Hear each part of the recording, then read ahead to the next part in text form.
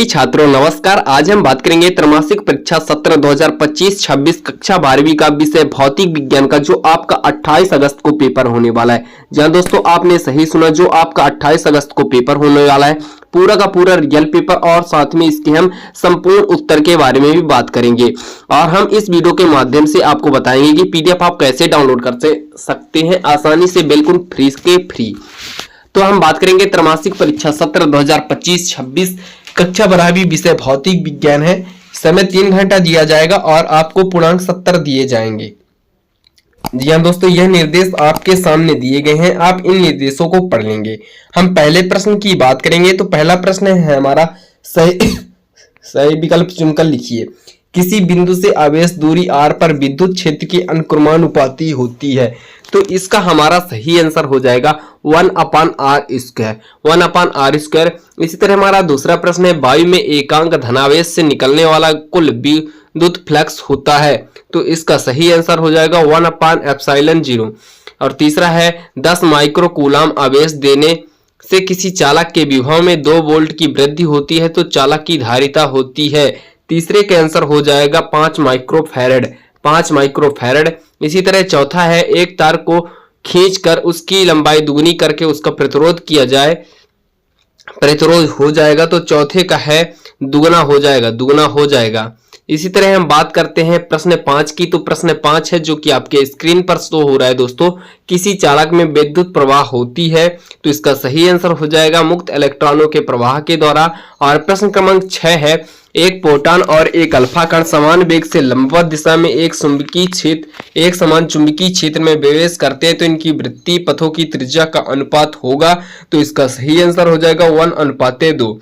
दोस्तों I hope यह video आपको अच्छा लग रहा हो, तो वीडियो को लाइक करके चैनल को सब्सक्राइब जरूर कर लीजिए। जैसे मैं कोई इसी तरह के नए वीडियो अपलोड करूं तो आपको नोटिफिकेशन सबसे पहले प्राप्त हो। तो चलिए देखते हैं, रिक्त स्थानों की पूर्ति कीजिए। इसमें पहला क्वेश्चन है, विद्युत क्षेत्र की तीव्रता का यह SI मात्रक क्या होता है। तो न्यूटन प्रति कूलाम होता है। इसी तरह हमारा दूसरा प्रश्न है, जो कि आपकी स्क्रीन पर शो हो रहा है। दूसरा प्रश्न, विद्युत विभव एक अदिश राशि है। कौन सी राशि है दोस्तों? विद्युत विभव एक अदिश राशि है। समांतर प्लेट संधारित्र के प्लेटों के बीच की दूरी बढ़ाने पर उसकी धारिता क्या हो जाती है दोस्तों? घट जाती है। चौथा है दोस्तों हमारा, अनुगमन वेग का मान लगभग 10 के घाते -4 प्रति मीटर सेकंड से होता है। और पांचवा है, किसी आदर्श वोल्टमीटर का प्रतिरोध अनंत होता है। किसी आदर्श वोल्टमीटर का प्रतिरोध क्या होता है दोस्तों? अनंत होता है। और अगला है, किसी भी बंद पृष्ठ से गुजरने वाला कुल चुंबकीय फ्लक्स हमेशा शून्य होता है। क्या होता है दोस्तों? शून्य होता है।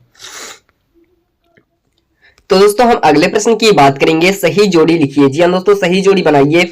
तो धारा चुंबकीय होगा। जैसे दोस्तों, धारा चुंबकीय प्रभाव का सही आंसर होगा हमारा दोस्तों ई नंबर ऑर्स्टेड। लॉरेंज बल होगा क्यूबी बी साइन थीटा। और वोल्टमीटर का क्या होगा दोस्तों? वोल्टमीटर का विभवांतर मापने का यंत्र होगा। चुंबकीय क्षेत्र की तीव्रता क्या होगी दोस्तों? तो चुंबकीय क्षेत्र की तीव्रता टेस्ला होगी। और प्रति चुंबकीय पदार्थ क्या होगा? तो नर्म लोहा होगा। विद्युत चुंबकीय क्षेत्र तांबा होगा। इसी तरह हम नेक्स्ट प्रश्न की बात करेंगे। तो नेक्स्ट प्रश्न है दोस्तों हमारा, सत्य या असत्य में उत्तर लिखिए।